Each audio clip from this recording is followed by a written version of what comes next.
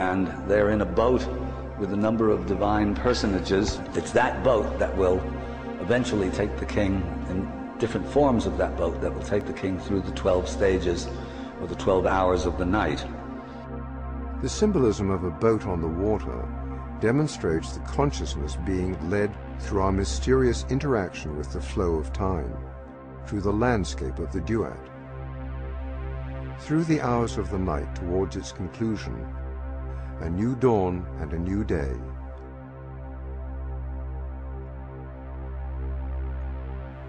Here, the constant flow of time is symbolized as a river, which gently, inexorably leads the inhabitants of the boat through the stages of transformation. The Christian conception of hell, with all its demons and its hellfire, is in all likelihood derived from the Egyptian, but the Egyptian didn't revel in all the details of the smell of the roasting flesh and the pain of the hacked bodies. Rather, they were expressing, basically what the Egyptians were doing was declaring that the souls of those who hadn't done their inner work, or who obstructed those who were trying to do their inner work, ended up in oblivion. In other words, their names, their identities were obliterated. They weren't consigned to the roasting flames of hell forever, but rather non-existence was considered punishment enough. In the fourth hour, the actual coffin is shown descending into the earth, a schematic that actually represents the tombs themselves. You see the coffin in red, the larval forms in front of it, and the coffin is actually going to its final resting place. In the fifth hour, the coffin over here has come to its final rest in the bowels of the earth. This is the birth of the new sun god in the depths of the earth. The life force, bursting from the egg, forces the earth above into a bulge. At the nadir of the descent of the solar principle, life bursts from its egg with the potential of rejoining the solar source. The winged serpents no doubt are meant to symbolize this potentiality in one form or another.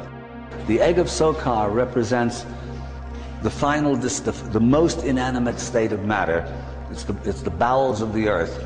But in the egg itself is spirit, the hawk-headed Sokar, holding apart, again, with the winged spirit and this mysterious triple-headed serpent with the deity at the other end. But the power of immanent life within it. In other words, this represents the power of life to reascend and become spirit. Actually forces a bulge in the earth above it. Still in the register above that, there's a mound of earth on either side, two birds representing Isis and Nephthys, and a scarab underneath, buried in the earth, pulling the tow rope that's attached to the solar bark forward and upward. And the sign all the way up above is the little sign way up here represents heaven. In other words, the power of the entire enterprise is pulling the boat heavenward. It's from its resting place up eventually through its stages of transformation to the heavens. This is the culminant moment of a life well lived. The consciousness rooted in heaven, using the fulcrum of a higher dimension, pulls the lower register to the upper, a bridge, a ladder to the realm of the netta. It is here that we have successfully transmuted physical matter to divine, the summation and consequence of our inner work. In the ninth hour, the boat now continues with a number of mysterious, more mysterious symbols. Khepri, the scarab beetle on the top, is now rolling its egg forward. Its eggs, of course, with its own future enshrined within. The sun rises between two serpents. On the archetypal register, we see a symbolic depiction of the higher processes at work. The beetle rolling its egg towards the sun symbolizes the great work, the creation of a higher consciousness. Next to this, we see another representation of a risen sun between two standing snakes. This may be a depiction of a new consciousness accomplished through the risen Kundalini, symbolized by the standing snakes. The snakes are crossed, perhaps indicating a harmonious interworking between the hemispheres. The crowns on the twins symbolize the solar and lunar principles, which creates another strong symbolic link with the functions and attributes of the left and right brains. If this weren't enough, a further clue reveals itself hidden in the geometry and negative space of the grouping. When compared to an overlay of the human skull, its full meaning becomes more apparent. The risen sun of the higher consciousness appears at the site of the third eye. Precisely the point at which the Egyptians depicted the risen Kundalini cobra in their various statuary and sculpture. The twins each have a hand raised to their heads. They appear to be thinking or drawing attention to the head, further indication of the cerebral nature of the hieroglyph. To the right of that is what seems like a depiction of balance, perhaps indicative of the stability achieved through harmony and balance of the poles of consciousness.